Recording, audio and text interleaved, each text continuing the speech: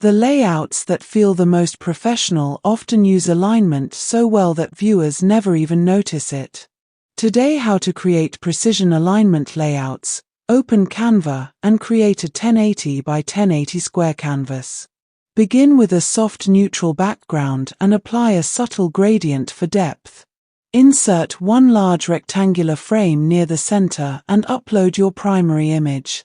Adjust the crop carefully so the subject becomes the focal point.